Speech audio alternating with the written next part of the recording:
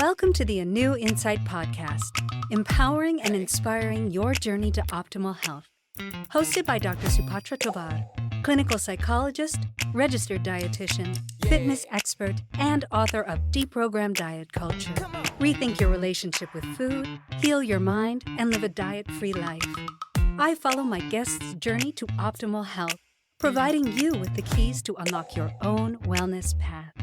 Tune in and evolve with us.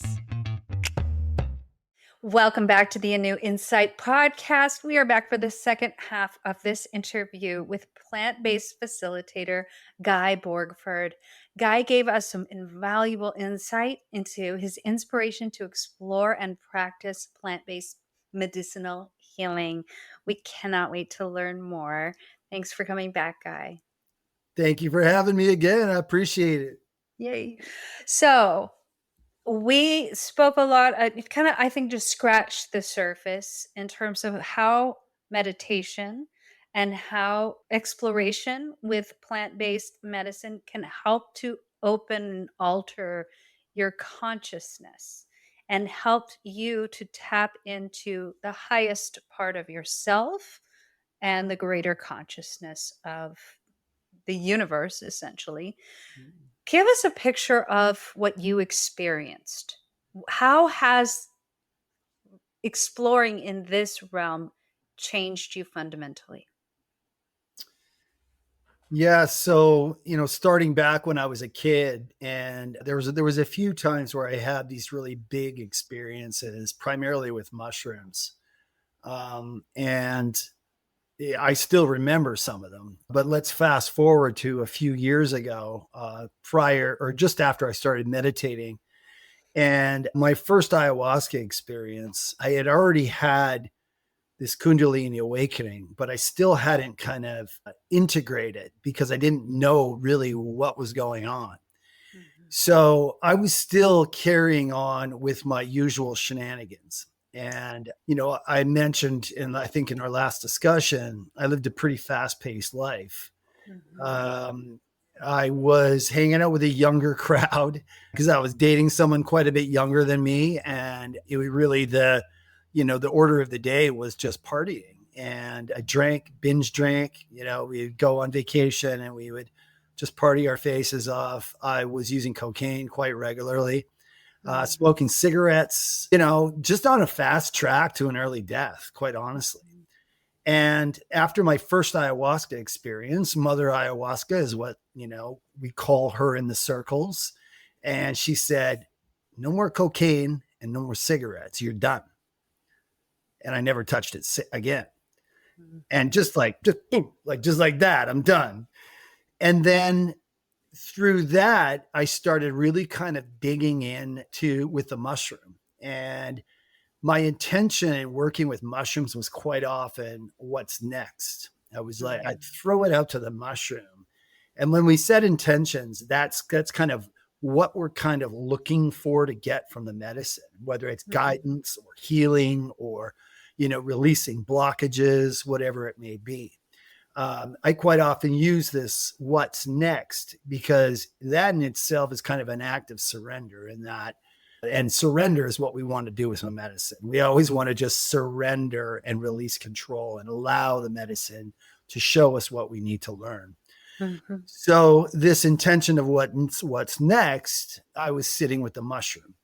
And in our last discussion, you referenced the physical healing that can happen through these medicines. Mm-hmm. So this is what I'm sharing right now. I had the intention of what's next. And okay, I always start crying when I tell this story. Oh, wow. Oh, my God. Hang on. So my father was killed when I was 12 years old in a helicopter accident. And I was away at hockey school on the mainland. I lived on Vancouver Island, and I was away at hockey school, and I got the message over the phone, and I was by myself. And they rushed me off to the airport. I got on a plane by myself, and I flew back to the island. And two of my sister's boyfriends picked me up, and they handed me a bottle of whiskey. And they're like, drink some of this. It'll make you feel better. So 40 years later, I take some mushrooms and I say, "What's next, mushrooms?" And the mushroom said, "Remember this? You never felt this. You never really felt this loss." Wow.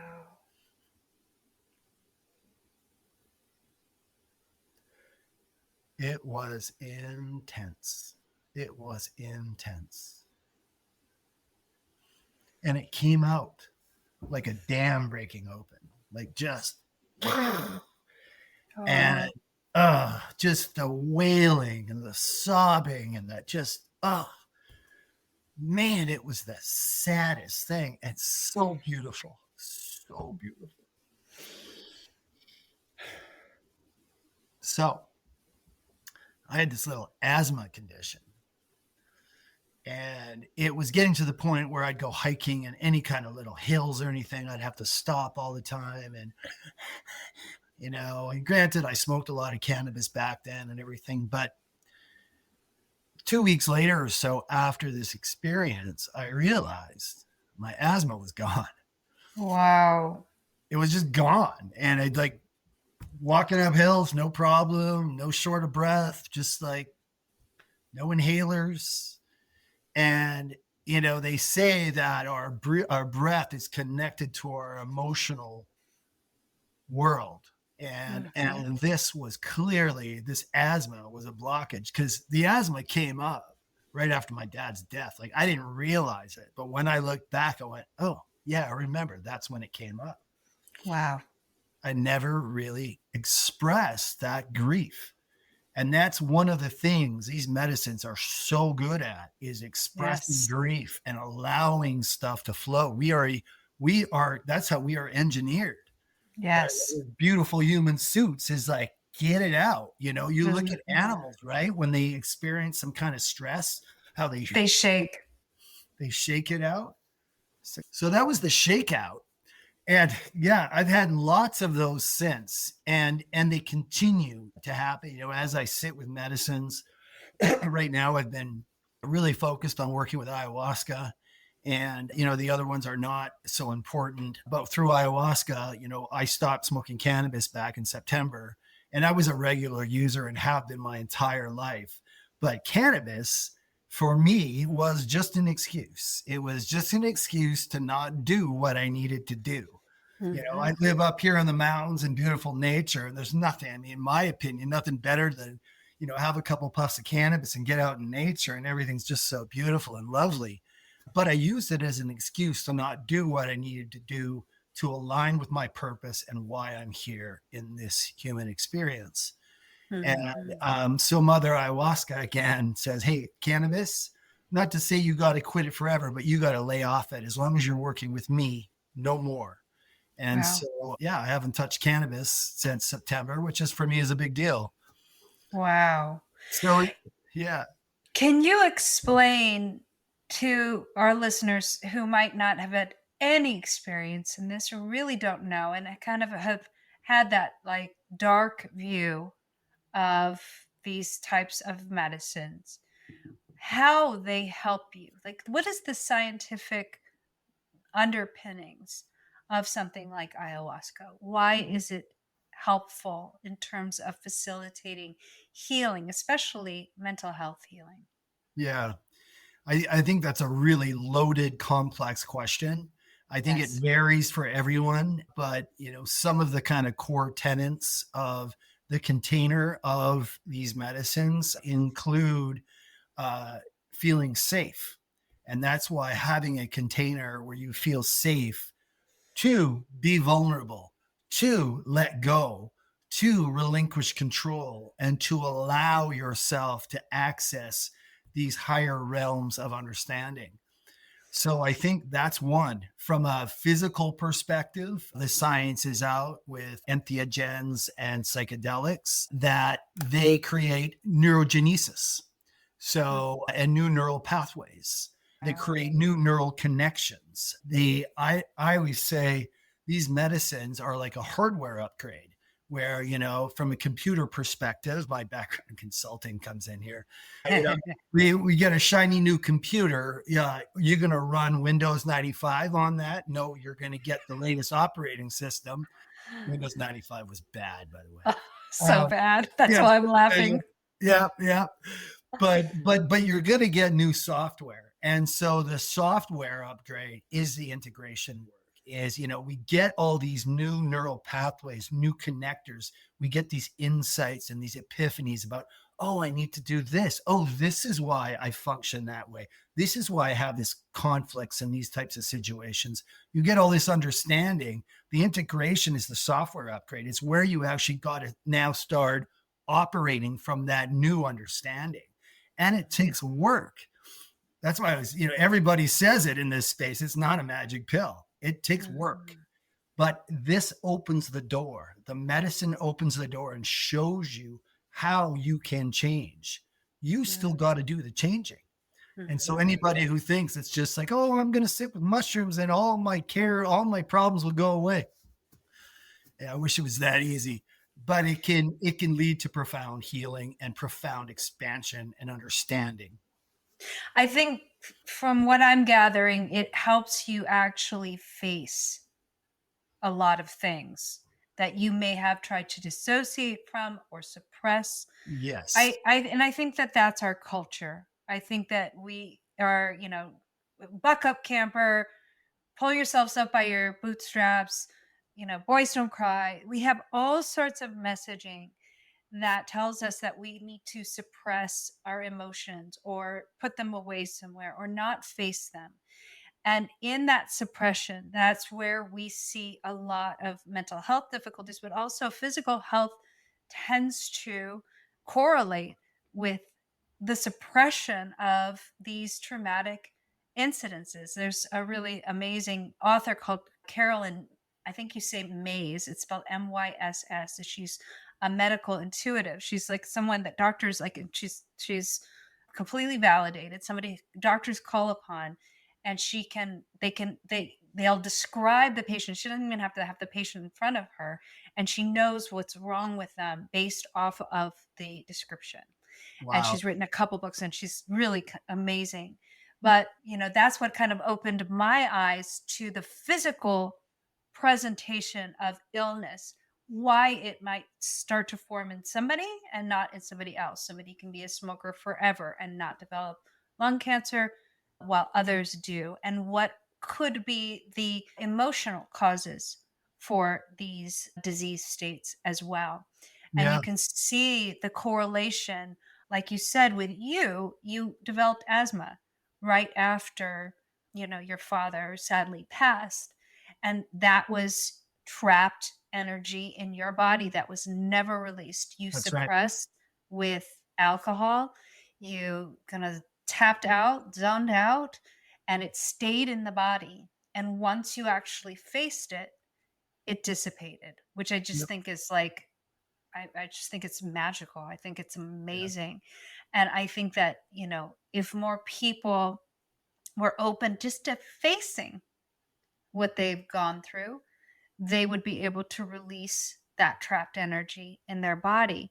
So tell us, for the people that are, completely gun shy about any kinds of psychoactive medication like this, are there ways that they can achieve, say, what you achieved without going into that kind of state?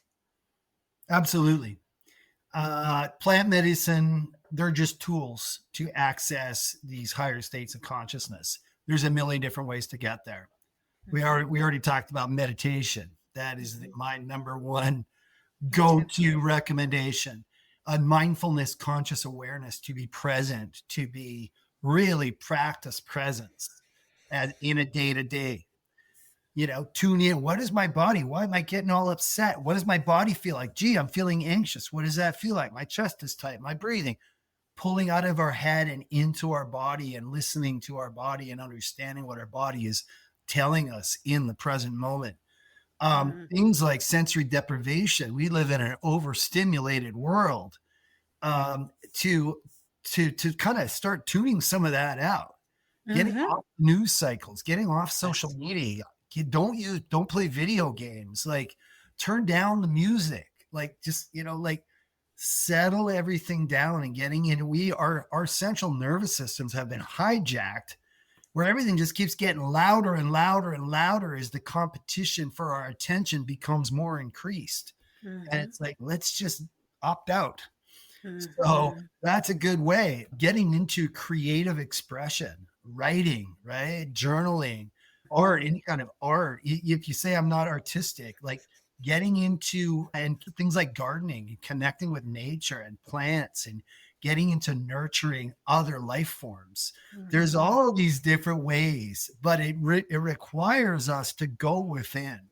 You see, every one of them is about going within.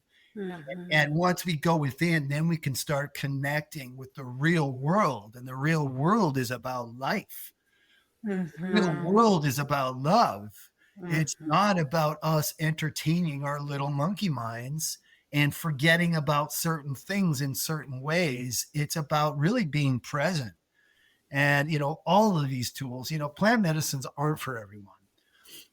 But there are these other tools, and some of them do require sometimes guidance. Like meditation can lead to issues. Mhm. People, there's all kinds of science out there where people have serious issues landing their experiences, like I had when I had my Kundalini awakening. Like, I was super lucky that I was able to work through that, but I could see where some people could their lives could collapse in that situation. It was really Absolutely. challenging. It was as challenging as any psychedelic experience I've had, and I've had a lot of them.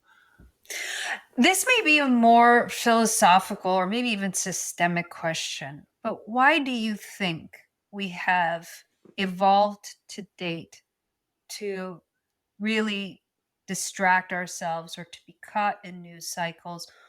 Why do you think the majority of people tend to fall into that paradigm?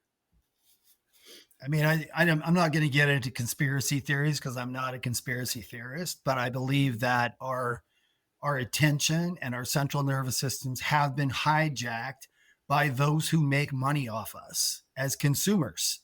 They Mhm. refer to people as consumers all the time. Yes. Markets, what do we have to spend? How can we make someone else money? And so I don't think it's any fault of our own. I think that this has been, part of the plan ever since the invention of television. It's been a long, very intentional course of seizing control of our consciousness. And I think Mhm. that's a big reason why plant medicines are still illegal and Schedule One substances in the United States, is because they know that they help people wake up. And Mhm. you talk to a lot of people who are in the plant medicine space. Most of them don't have televisions. Most of them don't watch the news. Most of them eat all organic, healthy food. They don't eat junk food. There's all these commonalities where it's like, gee, wow, all Mhm. these things. I just turned 60 last year. I have never felt better. I have never felt more energized, aside from a little bit of arthritis in my hands, which has Mhm. cleared up. My arthritis is so much better. I had a little addiction to Jif peanut butter, and I was like, yeah, cut that out. And I switched to healthy peanut butter, and everything's just gone away. It's amazing. And I do agree with you. I think that, a lot of my work is helping people return to their healthiest state in their body, especially if they're struggling with weight or shape issues. And the book that I wrote is called Deprogram Diet Culture, because diet culture in and of itself is a system designed to take your money, promise you a fast and easy result that never really works, and then you just rinse and repeat and just stay trapped in this cycle. And so I always couch it as, we are kind of hypnotized by the outside world telling us how we should look, what we should, dress like, who we should follow on social media, what size we should be, how much money we need to make. And all of this is designed to make us feel like we're not good enough.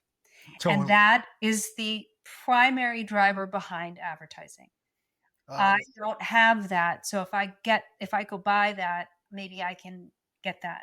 And I think it is absolutely imperative that people start to delve within and start to listen to themselves. That's, you're talking about that in the last part of this podcast, is that, yeah, I want people to become their best experts so that they don't need me anymore, Yep. that they are listening to themselves and themselves only. Because when you really truly tap in to that small, still inner voice, you cannot go wrong. Like in mindfulness, when you actually do pay attention. And I think a lot of people, they don't really fully understand mindfulness. It's a term like it's tossed around like salad all over the place. But what is it really? It is an open-hearted, non-judgmental awareness of the present moment. And having that awareness is everything, because you are absolutely right. Your body, less so than your mind. Sometimes your mind can play tricks on you, but your body tends to tell you everything that you need in the moment. It tells you when you're hungry. And diet culture is, primed to tell you don't listen to that, ignore it. That Mhm. is a primary need of your body that you're ignoring. And when you do this, you off a cascade of negative events that will try to get you back to listening to your body. Your thermogenesis slows down, your ghrelin, your hunger hormone goes up. Your body is like, no, please listen. And I think it is so vital that we actually listen to our body and to the signals coming from our body.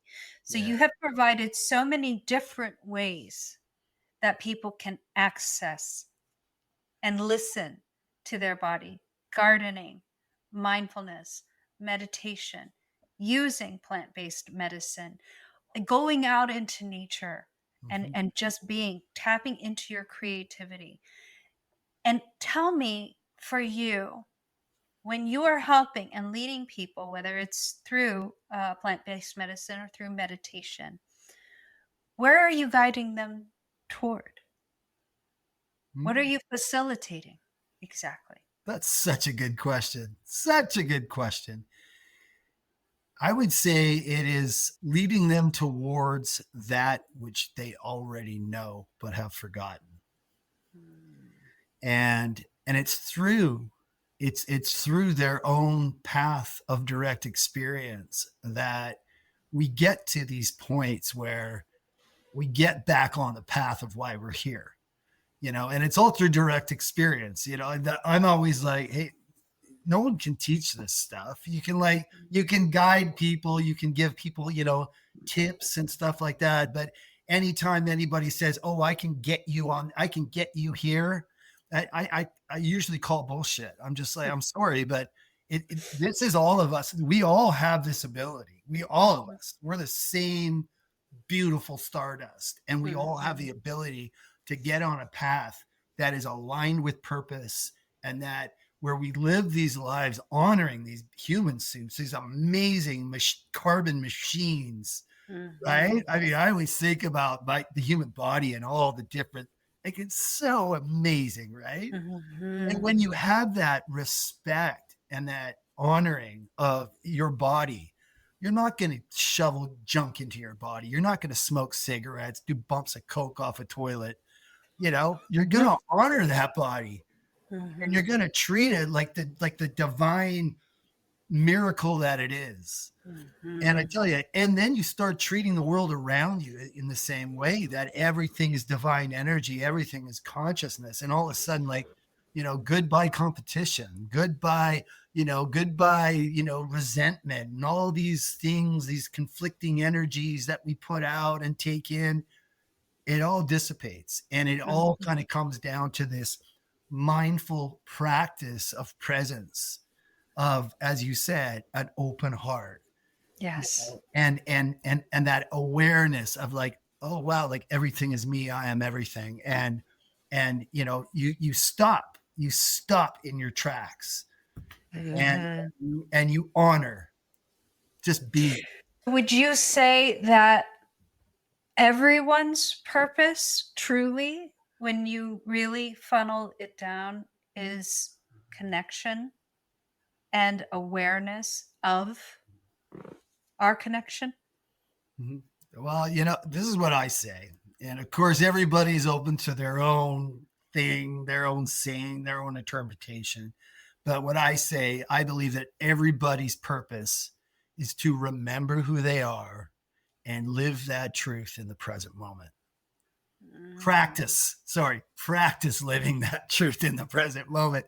And the reason I add that practice is because that brings in humility and that brings in compassion for ourselves, that we are just a human being and that it is all a practice. We're not going to be perfect. We're going to fall into ego. We're going to have our moments where we're stomping our feet and all the things that we do as we're learning, right?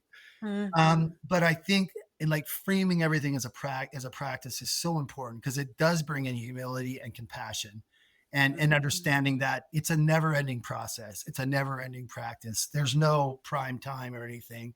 Everything is a practice. And when we have that approach, it softens our need to perform, our need to be perfect, our need to, do all the things that we want to do. Please. Right? I think that, and maybe just to kind of tie this off with a little bow, I think what people are really longing to feel is relief. Yeah. And you can do that by tapping into yourself. When you realize in this moment, you really do have everything you need right now. That's a really tough one for people because they're like, well, wait, I need, $1 million. In this moment, when you actually practice mindfulness, when you actually tap into the present moment, you realize how safe and how perfect, how quiet and how beautiful it is. And then you realize all your needs are met. And that is what provides you relief. And that's my greatest hope for people because I think that they tend to be trapped in the past or the future or both and Yeah. not really connected to what's happening right now. And I think that that's what you're helping people achieve. And in my opinion, I think being mindful is happiness. That's what happiness actually feels like. People think it's like when you achieve something or when you make a ton of money or you have this house. It's really just being tapped into this present moment right now Mhm. and realizing how beautiful it is and trying to stay in that as much as possible because that's what leads you to really being your true self. And that may rock your world. That may, like it rocked yours. You went and changed your life completely. You left, the corporate world behind and followed this path. And maybe that's what people need to do and to think about and to discover in themselves. So Mhm. I'm really, really glad that you're out there doing this, that you did have this awakening. I'm grateful for your sister. I'm so sad for your parents passing, Thank you. but it also facilitated some great lessons for you that, are helping other people. So before we end, tell people how they can get a hold of you. Is it through your Instagram, the Casa de Flujo? How do they get a hold of you if they want to work with you? Well, oddly enough, my main platform is LinkedIn, which is my kids think I'm the biggest dork in the world, but that's where I do a lot of my writing. I write about consciousness and plant medicine and for lack of better terms, spiritual things. I don't use that term too often. But LinkedIn is a good one. Guy Borgford. Also, I'm Guy Borgford on Instagram, Casa de Flujo on Instagram. I'm a pretty open book. Mhm. I'll talk to anybody really, as long as they aren't super creepy or weird. Which in this space you do get that, but I love the little bow that you put on that as you framed it. That was super beautiful, and yeah, I knew when we first connected that we were aligned on so many different things, and it's just been such a pleasure speaking with you. Thank you. You too. That LinkedIn is how we connected. That's right. Sent me like, friend request. I guess I don't know what they call it on LinkedIn. Connection request. They just looked at your profile and I was like, oh, that's so interesting. And whenever anyone really captures my interest, that's when I want to have one of these conversations with them. And you really are fascinating. And I am, really impressed with your spiritual journey and how you're helping people.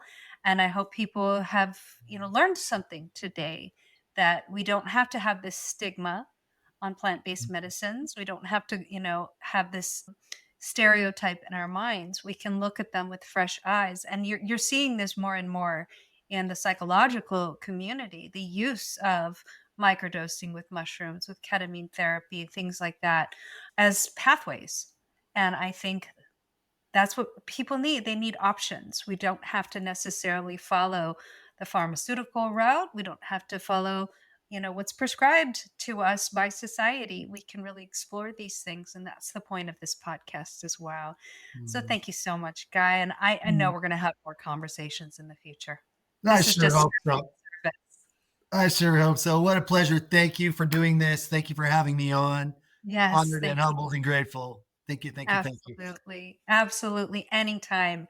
You just have this light and this energy around you. And I'm just better off having sat and had this conversation with you. Now you're going to make me cry again. Oh, I love it. I love it. Thank you so much. Good tears. Of course. Absolutely. All right. Absolutely. Well, thank you so much. And thank you for tuning into the ANEW Insight Podcast. We look forward to our next exciting interview. And we really hope you join us next time. Thank you so much. Thanks for tuning into the ANEW Insight Podcast. Please remember, the contents shared on this podcast is for entertainment purposes only and does not constitute medical advice. You can find us anywhere podcasts are streaming, on YouTube at my.anew.insight and at anew-insight.com under the ANEW Insight Podcast tab. And follow us on our socials at my.anew.insight on Facebook, Instagram, TikTok, and Threads for more updates. Tune in next time and evolve with us.